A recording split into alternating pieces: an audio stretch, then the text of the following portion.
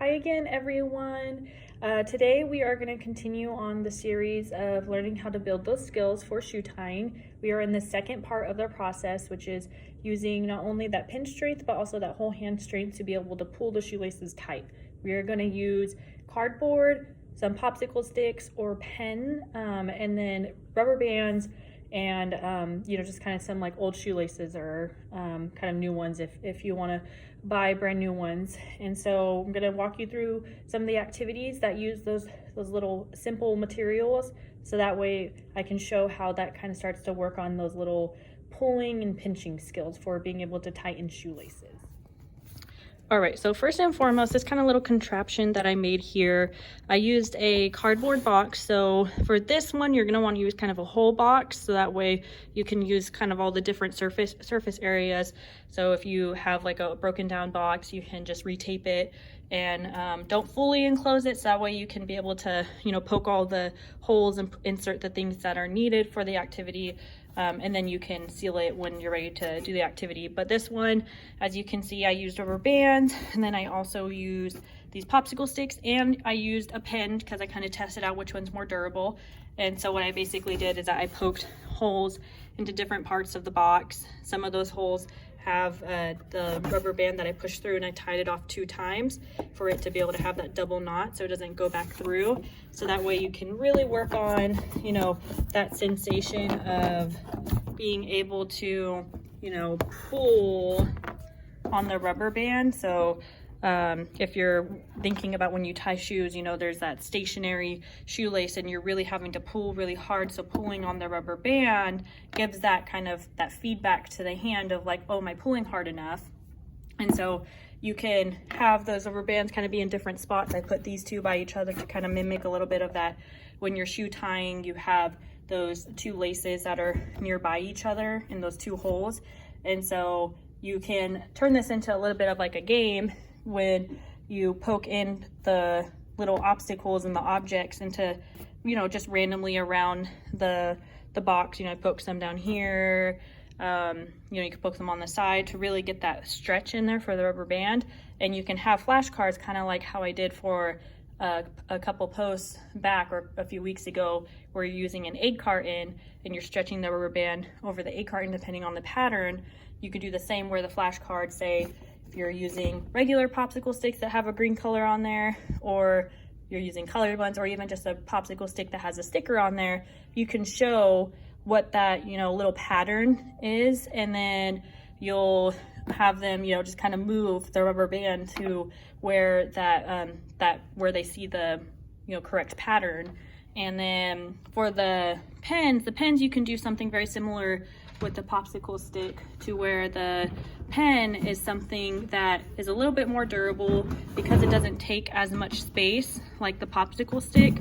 So it's not going to be as like wide and open. So the pen, you can still do something where you put this, you could put it like a piece of, a color, cut out a little color and then tape it around the pen. Or you can use a sticker and put it on just like the pen barrel. And then this still the same concept that, if they pick a flashcard or something and it says green and they're gonna find the green pen, and they push it over, and I'm gonna kind of set it down so that way you can kind of see it happen in action. So say if this was like the green pen, so like they can really lift it, like pull, and then they go over the pen like that. And so it still is something to be able to give them that feedback of trying to really pull on something. And again, you can kind of have it all throughout, little rubber bands throughout, where it's really working on the pulling. Just make sure that when you are ready for the activity, that you do have this kind of little flap kind of sealed shut with like tape or something like that. So that way when they are pulling, it's not defeating the purpose of like that's lifting it up for them, because then it's going to be hard for them to feel that that tension. Okay, so for this activity, you'll need shoelaces and just kind of any, cardboard cutout. I showed this in a post a couple weeks ago of how you can work on some of those, fine motor skills of lacing things through cutout cardboard. And so this one, this was the one I had on hand, which was, a spring egg, and I try not to use kind of terms like Easter if other people don't celebrate it. So this one is just like a you know, springtime egg that's decorated. And, you know, I have the numbers written on them to kind of help kids be able to sequence, because sometimes it is difficult to know, you know, where to next put the shoelace aglet. But this one specifically, you don't even have to worry about like, oh, like, you know, you need to go in the correct order. This one does work on that pulling skill, just because they're going to pushing it through the hole, and then they're just working on kind of pulling the shoelace tight.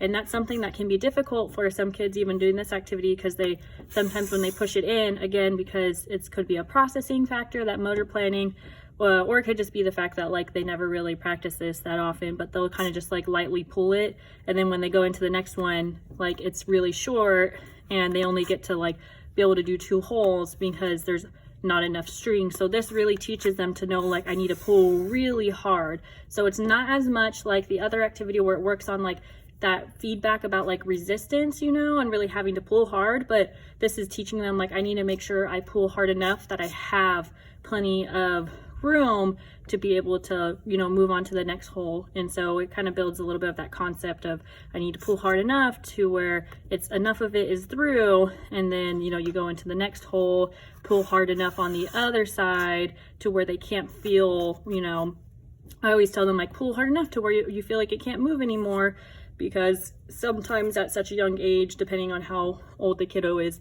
it's, you know, it's hard for them to kind of do that self-reflection of being like, wait, did I pull hard enough? So I just always have them think about those senses of feeling like, do I sense that I pulled hard enough that it's not moving anymore? If it's not moving anymore, then I pulled hard enough. And then, you know, they push it back through the other side, and then they pull it out from the other side. So again, really an opportunity to work on those pulling motions to pull it tight.